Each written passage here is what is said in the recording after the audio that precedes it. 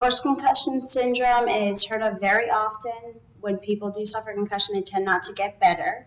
So whether you're dealing with those symptoms or you've suffered traumatic brain injury, this is going to be some useful stuff for you. It's going to also kind of explain why it is that our brain just gets so highly disrupted. It comes down to 3 pathways that are sensory integration pathways that the brain uses constantly to carry out every activity we do all day long. And when it's disrupted, it leads to symptoms that are very bothersome. So these systems are your visual system, your proprioceptive, which is muscles and joints, and then our vestibular system, which is your inner ear that's constantly affected by gravity. So gravity doesn't go away.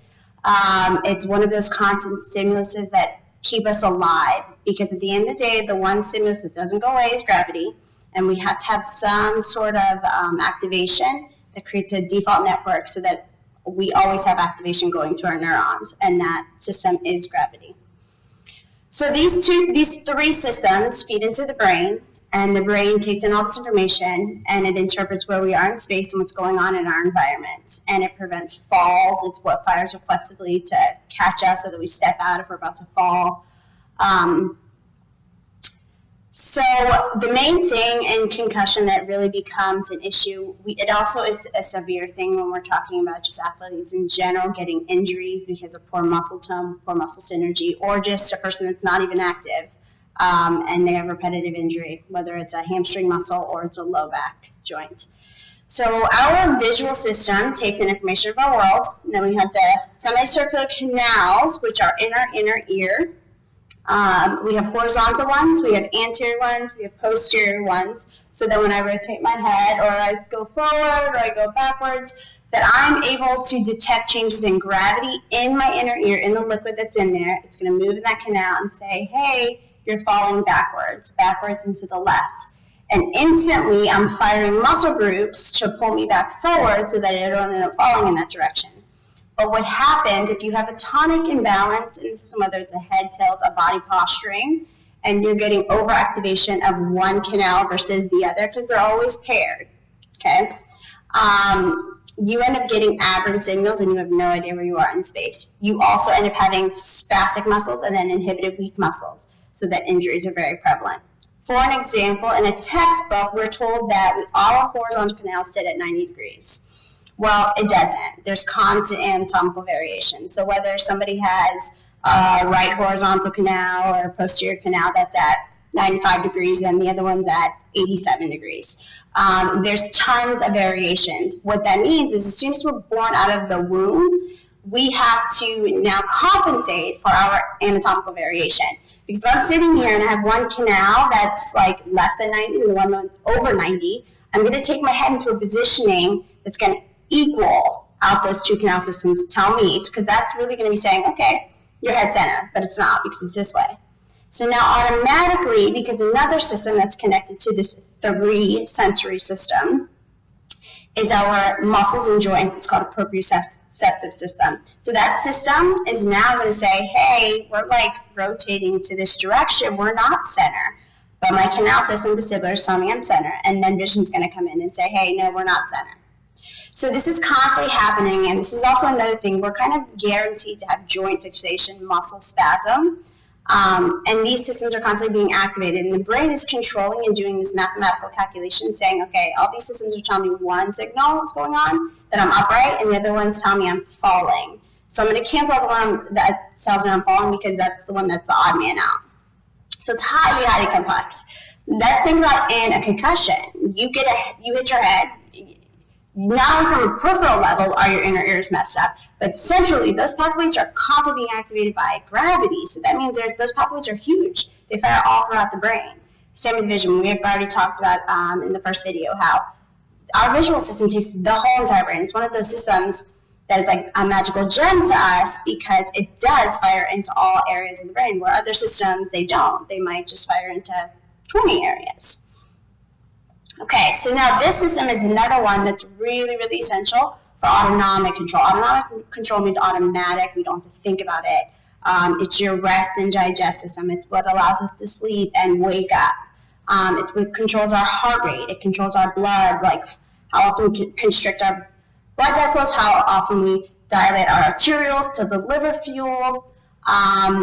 When I change positions in gravity, my demand for blood and my heart rate when I'm sitting down is markedly different than my demand for blood when I'm standing up or when I'm running or dancing or singing.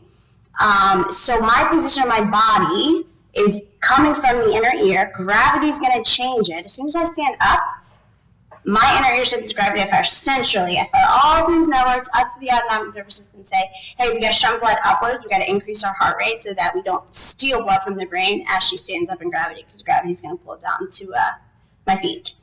Very, very intricate and phenomenally just really captivating system of the brain. And this system is going on constantly. It's going to fire as soon as I get up if I'm hungry and I want to go get something to eat. It's firing. Me moving my hands and speaking with you, it's firing. It's updating and saying, here's where her hand is.